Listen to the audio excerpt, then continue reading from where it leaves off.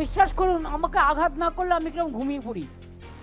ঘুমিয়ে পড়ি মানে অন্যরকম নয়, মানে একটু কবিতা লিখি, কখনো গান লিখি, কখনো নির্জীব হয়ে যাই, কখনো শ্রীকৃষ্ণের উপদেশ শুনি, কখনো রামকৃষ্ণ পড়ি, কখনো বিবেকানন্দ পড়ি, কখনো নেতাজি সুভাষচন্দ্র পড়ি, কখনো স্পেস সায়েন্স দেখি, কখনো ডিসকভারি দেখি, কখনো জিওগ্রাফি দেখি।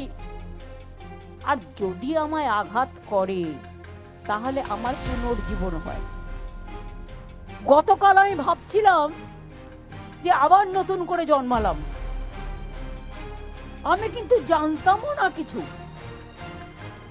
সকালে একটা খবর পেয়েছিলাম কিছু একটা হচ্ছে, তো আমি আর কাউকে জানবার চেষ্টা করিনি, কারণ মাথায় মারার পর থেকে আমি ভোর 4টের আগে কোনোদিনই ঘুমোতে পারি না।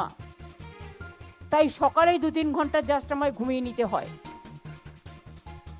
অভিষেক আমাকে মেসেজ করেছিল, মেসেজটা মিস করেছি। আমি দেখলাম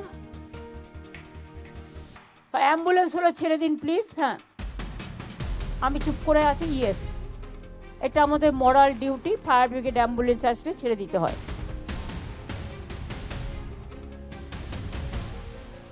যান, আপনারা বেরিয়ে যান, আস্তে আস্তে সুস্থ হয়ে যান।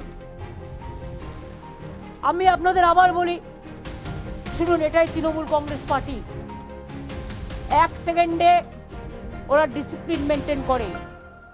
যারা তৃণমূলকে অনেক বাজে বাজে কথা বলেন এবং অনেক অসার কথাবার্তা বলেন, অনেক কুৎসা রটনা করেন, অপপ্রচার করেন, চক্রান্ত করেন, তারা জানেন না তৃণমূল কংগ্রেস কর্মীরা এক একটা দলের এমন সম্পদ।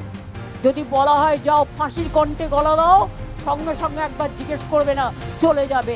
এত ডেডিকেটেড ওরা।